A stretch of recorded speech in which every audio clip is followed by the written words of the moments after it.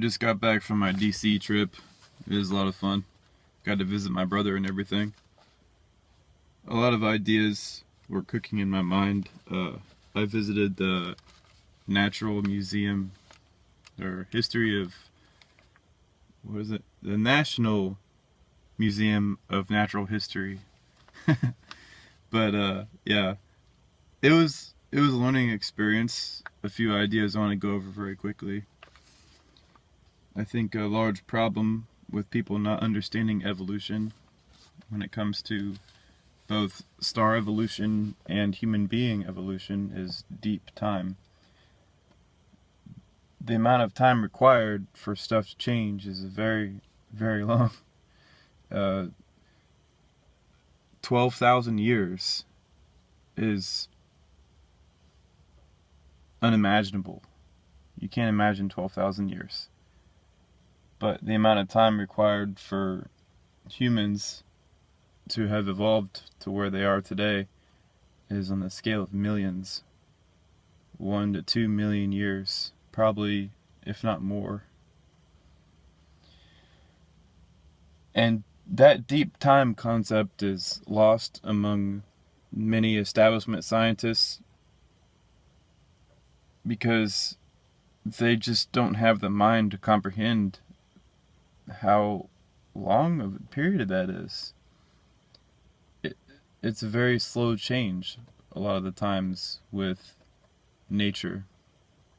Just saying everything just popped into existence is trying to brush it all under the rug and ignore what's going on here. Same goes with, star evolution. You have an object that ages over time, over many billions of years.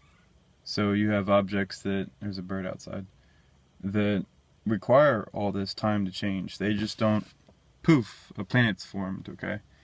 The star takes many billions of years to cool, shrink, and solidify and lose mass.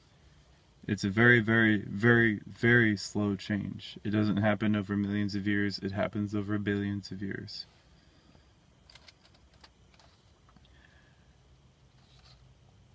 One thing that stuck out in particular that I remember, and I keep my mouth shut when I'm in public places so I can listen.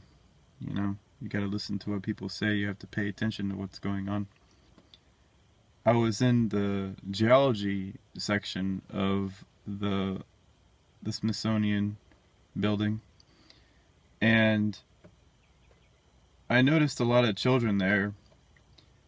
And one of the teachers, I think their 4 and 5-year-old children were walking around looking at all the meteorites and stuff, was saying, all this came from the Big Bang and all this other stuff. And I realized that the indoctrination of our young minds happens very early. It doesn't happen, all of a sudden in middle school you get taught this, or all of a sudden in high school you get taught this. No. The indoctrination happens over the period of the child's life as they grow up. So they grow up with it. So it becomes fact very early on and is told to them over many, many years. Eventually, once they hit college, there is no alternative at all. The idea of being alternative is to rail against everything you know to be true about reality.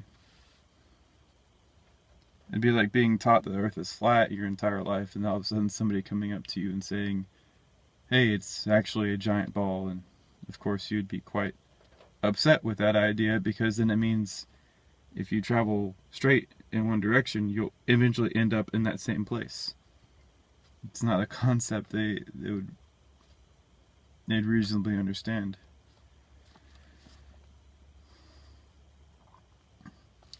I also noticed the deep sea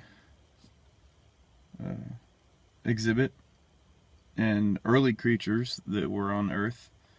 I found that to be quite fascinating. And yes, they are very ugly creatures.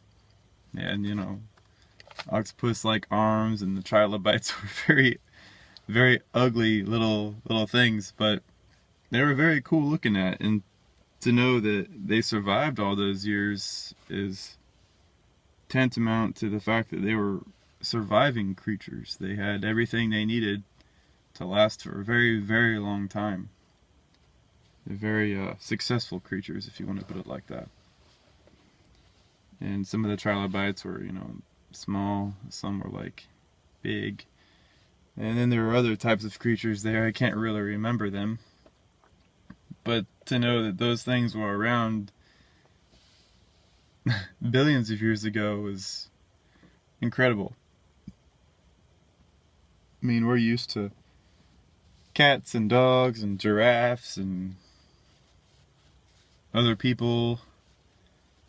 So when we see these strange looking creatures, we're just, what the hell is that, To think that when we explore other star systems, eventually, we're probably going to see a lot of those very early creatures, because the time that they existed or are, evolving on their host star or on their star is a lot longer than the time required for us to have gotten where we are today. Even a million years is a blip on the radar compared to a billion years. Well, it's 1,000th of the amount of time. So what we can expect to find when we visit other star systems is if they have host stars that have life on them, they're going to be very young creatures, and are very early creatures, I guess you could say. And the likelihood of us finding other civilizations is a lot lower than finding simple life forms. But then again, I could be wrong. So, all in all, we have the problems with not understanding evolution, both stellar evolution and human evolution, have to do with deep time. We're talking not tens of thousands of years, we're talking millions and billions of years. Indoctrination happens early. It just doesn't happen in high school. It happens when you're 4, 5, 6, 7 years old, and you get told all these ideas are true without you having the ability to process what it really means, what they're actually trying to tell you. Early creatures, very fascinating. If we want to understand the stars that we're going to explore, we should study the creatures on Earth as they were in the early stages of life formation, because that's probably the most likely organisms we're going to find. And, well, I guess that's basically it.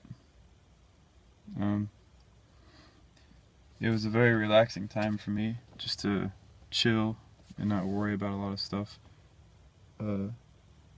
Hopefully, if you get the chance to visit DC, you visit the Museum of Natural History. There's a lot of cool stuff in there. People spent a lot of time sorting out all those rocks, minerals, creatures, bugs, assembling all the skeletons. I remember seeing there was this hall of all these animals that have their skeletons on display. That was very interesting. But go visit there. It's free. All you have to do is get there, and preferably use the metro. Don't try to park in DC. Alright. Today is May 17th, 2015.